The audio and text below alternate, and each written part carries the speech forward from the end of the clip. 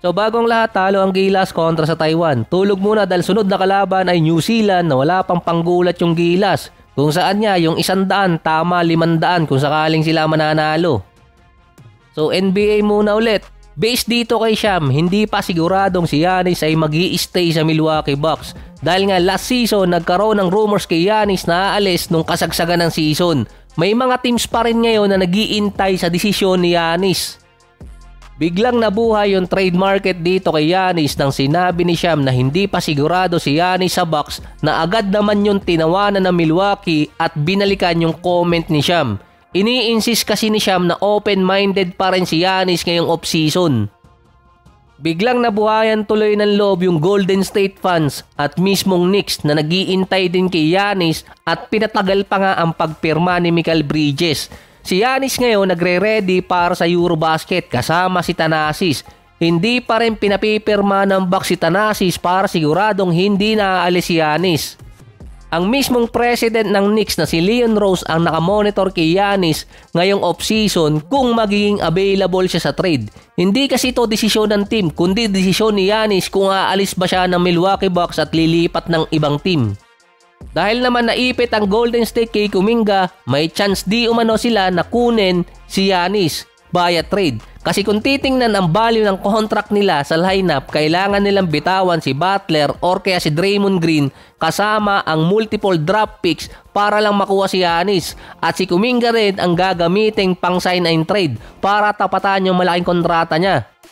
Sa Miami naman nagkaroon ng trade pitch ang Milwaukee Bucks para kay Tyler Hero. Malabong bitawan yun ni Pat Riley, love na love niya yun. Si Hero papuntang Bucks kapalit ni Kuzma, AJ Green at multiple first round pick. Dahil naghahanap pa ng isang all-star player ang Bucks para maisama kay Giannis. Baka lalong umalis itong si Giannis kung si Tyler Hero ang kukunin na kapartner niya dito sa Milwaukee Bucks. Isa pa, merong bad history itong si Hero sa kanyang hometown ng Wisconsin. Dahil wala pa ring isang all-star na kasama itong si Giannis dito sa Milwaukee Bucks, yun ang isa sa nakikitang problema nila for next season. Dahil yun ang nakikitang issue kung bakit hindi pa sigurado or lock-in si Giannis ngayong season or 2026 season na mag-i-stay siya sa Bucks at meron pang panahon kasing mag-request siya ng trade paalis ng team until trade deadline. Kung sa East, mataas yung power ranking nila dahil merong mga players doon or star player ang merong injury at mawawala sa lineup. Lalo na yung Celtics at dito sa Indiana Pacers. Kung aalis man din si Giannis, ang pinaka-best option niya, Knicks, dahil ayaw naman niyang pumunta ng West. Mas preferred niya ang East. Ang Knicks, one player away na lang para makapasok sa finals. Ibig sabihin, missing piece player ang kulang sa kanila. Nung nandun si Randle sa Knicks, playoff team sila dahil kasama si Jalen Bronson na naka-friendly contract pa. Nang dumating si Towns sa trade at si Mikal Bridges naging conference finals, kaso kinulang pa rin para makapasok ng finals. Ang tanging maibibigay kasi ng Knicks na kapalit ni Giannis ay si Towns at kung sinong pillar na player ang pwedeng isama dahil pwedeng swap si Towns at si Giannis kapag trade. Hindi nila mapapagsama si Towns, Bronson at si Giannis sa isang team dahil magbibitaw pa rin ng maraming player ang Knicks kung sakali at mawawala yung kanilang formidable lineup.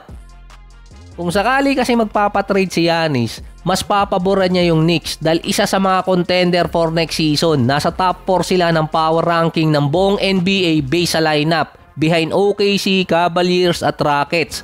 Ang nagpalakas talaga sa Knicks dito sa East, walang Tatum sa Celtics, nagbawas pa ng player, tapos yung Indiana na wala si Turner at wala ding Halidogi.